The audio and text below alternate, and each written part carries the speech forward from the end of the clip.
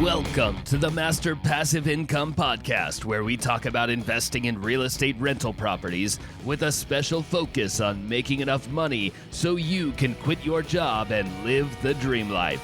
And now, here is your host, Dustin Heiner.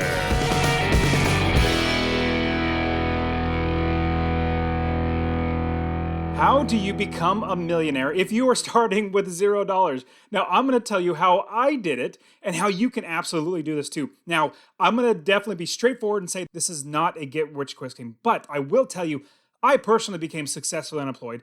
I quit my job at 37 years old, and I will never ever have to work another job again because I have money coming in, because I have real estate, I have businesses, I have assets, I have all this other great stuff, and I want to show you exactly how to do that. Now, as you are starting out, you might be at zero, you might have a little bit of money, you might have some money, but there are so many key principles that you're going to need to know if you want to be wealthy and if you want to be rich, if you want to be a millionaire, especially if you're starting with zero. Hey guys, my name is Dustin Heiner with Master Passive Income, and I want to show you how to quit that JOB, that just over broke job, by investing in real estate rental properties so you never ever have to work a job again. Now let's look at how you can become wealthy. How you can become a millionaire if you're starting with zero. Now there are some key principles that you're absolutely going to need to know and actually implement in your life right now, because there is no such thing as a get-rich-quick scheme. I mean, there might be for a very rare few, but if you look at any of the millionaires that are out there, people that are wealthy, that have money, that have means, that travel the world, buy fancy things, it's because they worked their tail off. They worked hard to get where they are, and so they are living the life that they have because they built it up. Now, you can absolutely do this too. Now, the first thing that you need to do in your life is get out of debt. That's the number one thing that you need to start doing, is work your way to get out of debt. And I do have plenty of other videos teaching you how to get out of debt. My personal favorite is the snowball method, where you're paying off one debt. I don't need to go into that. There's so much in there. So check out the description for the video on how to do the snowball method, how to get out of debt. So the first thing is getting out of debt. Now, debt is basically borrowing money from a bank. Borrowing money from a bank to buy something so that you would pay it off later, and then they charge you money. They basically are saying, we're going to rent you our money, you're going to pay us our money back and interest and more. If you're doing that, you're just literally throwing money away. It's just going into the garbage. You should not do that. In fact, what you should do is actually be lending your money. That's the end goal, is to where you're like a banker, where you're lending your money. Or if you're like me, buying real estate and having people rent out that rental property. Now, I absolutely want to get you investing in real estate rental properties. Text the word rental, RENTAL, to 33777. Rental to 33777. I want to get you that. I will literally send you that free course myself, show you how to fund the properties, find properties, build the business, make sure you can quit your job, make it all automatic. I'll do that for you. Now, as you're cutting out your debt, what you're going to want to do is realize that you stop digging the hole. Like, don't get further into debt, but now get out of the hole. So here's the way that you're going to do it. Now, the second thing that you need to do is to cut your expenses. Now, I completely understand that it's so much easier to say and harder to do. Like, let's say you live in a really expensive area of the country that the rents are really, really high, or the price of your mortgage or the price of the home that you bought in your mortgage is really expensive. I completely understand that. But let's start small. Let's start at the little things that you probably could cut out. Maybe if you smoke cigarettes, maybe smoke less cigarettes. I hope you don't smoke cigarettes, but if you do, cut that back. Or if you can go with the off-brand of sodas or whatever it might be, and even cutting things out. Like if you go to Starbucks or you go get coffee once a day and you spend $5 to $8 on that coffee, then maybe make 25-cent batches at home and drink that and save that money. Now, don't get me wrong. I'm absolutely not against all the luxuries in life.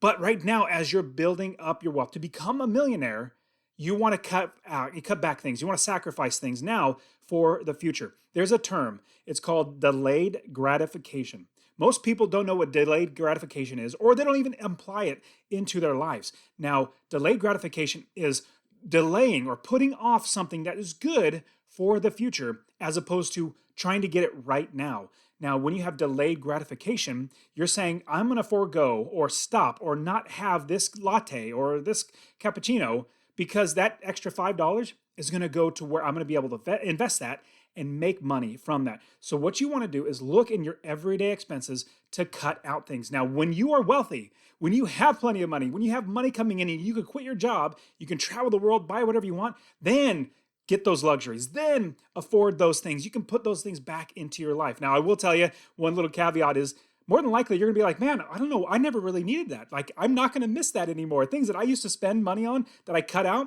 I just realized, man, I really didn't need those. Like, it's okay, I'm gone now. And so that is gonna be helping you as well as getting out of debt and cutting your expenses. So you're not gonna be digging the hole any deeper into your debt, and you're gonna be climbing out of it. So if you're spending less money, hopefully you can use that money to pay off your debt. Now, if you already have your debt paid off, you have your cut expenses already, you're doing great. The next step is to increase your income. Now, if we're going to be millionaires, we need to have more money, but we also need to buy assets. We need to increase our income. And so what you can do is go to your boss and say, hey, boss, I've been working really hard for you, and here are the reasons why you should give me a raise. Number one, I am killing it in sales. Number two, I'm doing this. Number three, I'm doing this. And it's going to benefit you, boss, if you give me a raise because I can work that much harder for you. That will hopefully increase the amount of money that you bring in. Another few things, you can absolutely get a side hustle or work on the side. If you create a podcast and have sponsors on your podcast, or you have a YouTube channel, or you buy and sell things on eBay, if you find things at like a flea market or a yard sale, and then you realize, hey, this is worth like 10 times what I bought it, let me sell it on eBay or a Facebook Marketplace or something like that. That is a way to generate more income. Man, even drive for Uber. Drive for Uber and make more money. You can even create an Etsy account, etsy.com, and sell things on Etsy. It could be even a downloadable, like a printable thing where you do it one time and just keep selling it and you make money. There are so many different ways to make money. In fact, I actually have another podcast, another YouTube channel. It's called Successfully Unemployed, where I teach how you can actually become successfully unemployed. And I've also interviewed people, experts who are successfully unemployed. So look in the description for Successfully Unemployed as well, but you can even just search Successfully Unemployed in YouTube and you'll absolutely find that as well. Now, as you are working on these things, you're getting out of debt, you're cutting your expenses, you're increasing your income, the next thing that you want to do is save for future investing. That is by far one of the best things that you can do. And the fourth thing that you need to do is to save for an emergency fund. Now, I can't stress this enough. All the students that I bring on, see, I invest in real estate rental properties, and I help them to buy real estate, buy rental properties, make $250 a month in passive income every single month from every single property they buy. Now, if they make $250 from one property, that is $3,000 extra a year in passive income. If they have 10 properties, that's $2,500 a month in passive income. And that is $30,000 in passive income every single year if they buy real estate rental properties. Now, what they need to do though, and before I take them on as coaching students, I say you need to save for an emergency fund. Now, an emergency fund is just what it sounds. Let's say you're driving your car to get back and forth from work, or you're driving for Uber to make more money, but your car breaks down. Well, you don't want to go into debt. You don't want to pull out your credit card and actually utilize your credit card to pay for this expense. You don't want to get into debt. This is your emergency fund so you don't go into debt. So this emergency fund, my suggestion is $2,000 in an emergency fund at the bare minimum. You want to get to $2,000. Now, once you get there, you're on the road to $1 million. $1 million in money as well as in assets and in all of wealth. Now, the sixth thing, what you want to do is you want to save for future investing. I want to see you get to $10,000. All the students that I bring on in Master Passive Income and the Real Estate Wealth Builders, the minimum they have to have is $10,000 in order to start investing. Now, I will say it's absolutely possible. It is absolutely possible to invest with $0.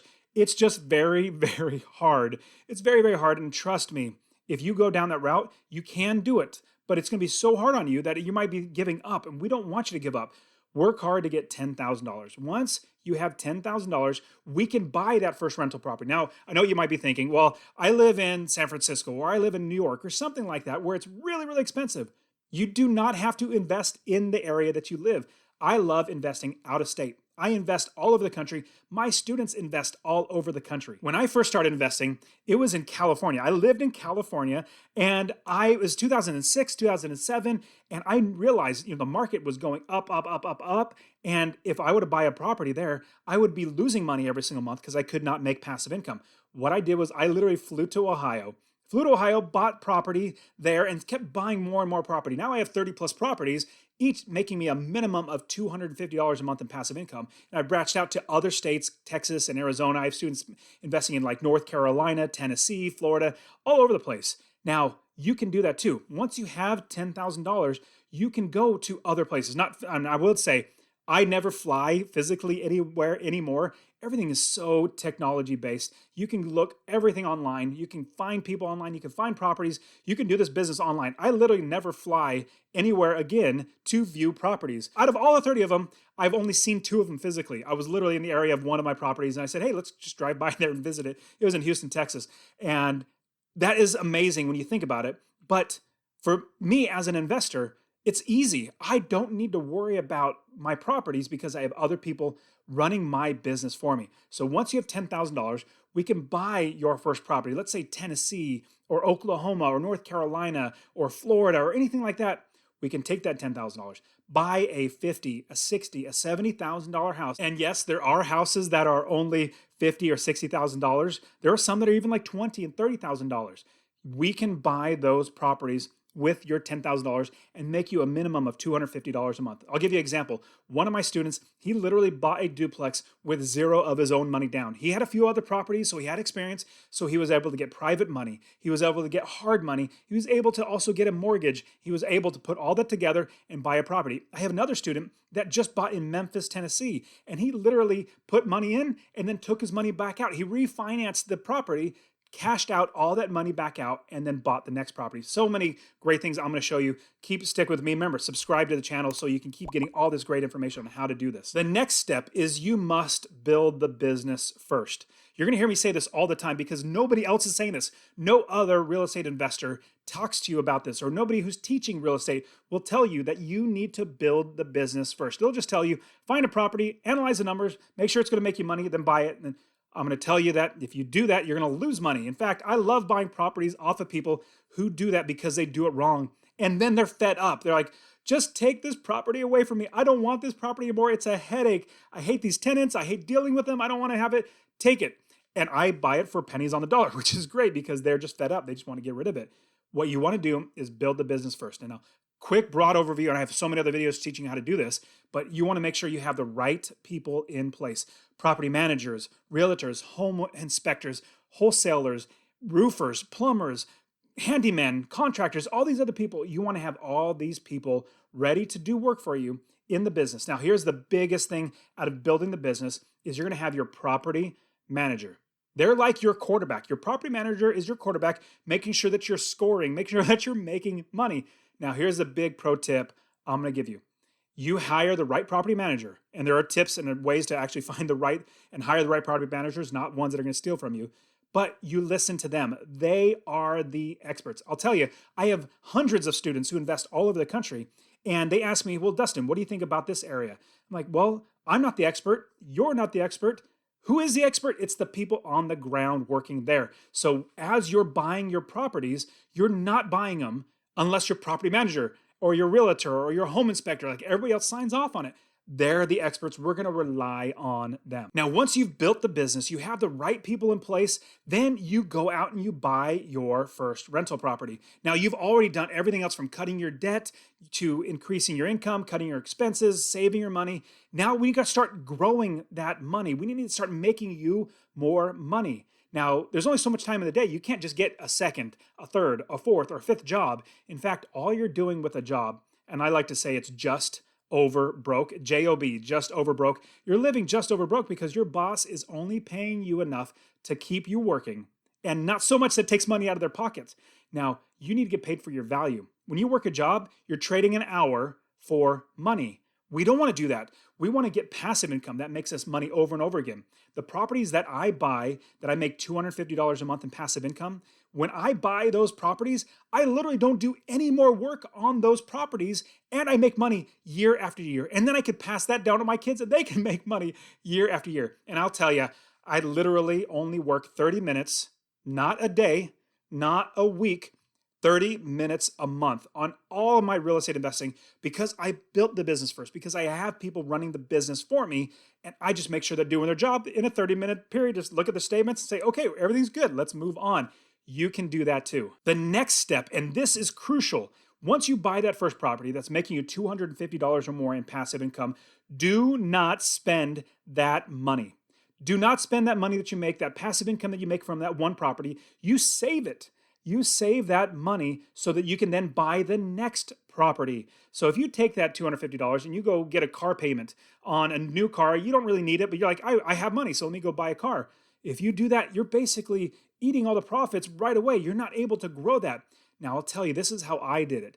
I did everything I've just told you how to do, and then I took that $250. In fact, my first property was like $381. I remember that check specifically. I got my check from my first property manager, $381.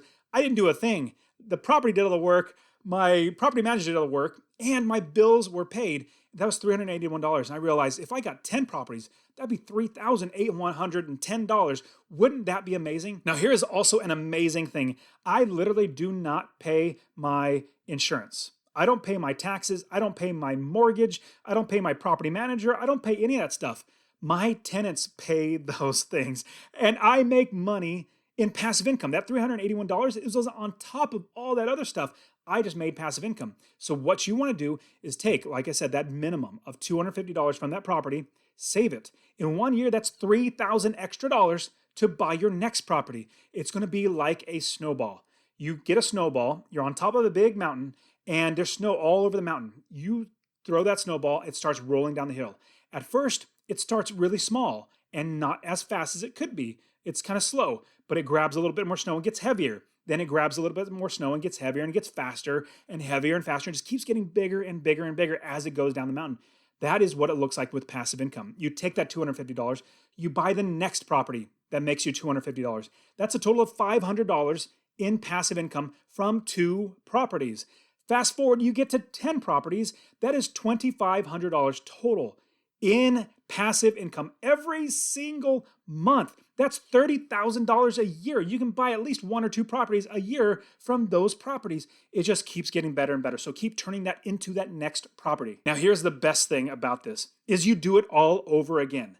Do it all over again, and over again. And here's what happens for me. As I buy my next property, I make more money.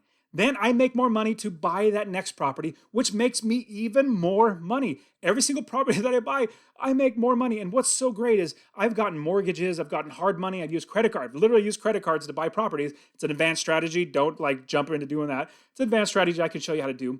But as I did that, I made so much money that I was then able to pay off all the debts, the credit cards, the mortgages, the private money, all that sort of stuff. I literally paid those off. And now out of the 30 plus properties, I want to say maybe 4 or 5 mortgages out of all of them.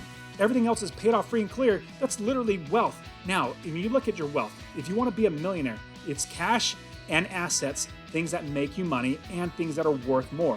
If you have 10 properties that are worth $100,000 each, that's $1 million right there. You can absolutely do this. And I want to show you how to do this. You guys are awesome. Become a millionaire. You absolutely can do this. We'll see you guys.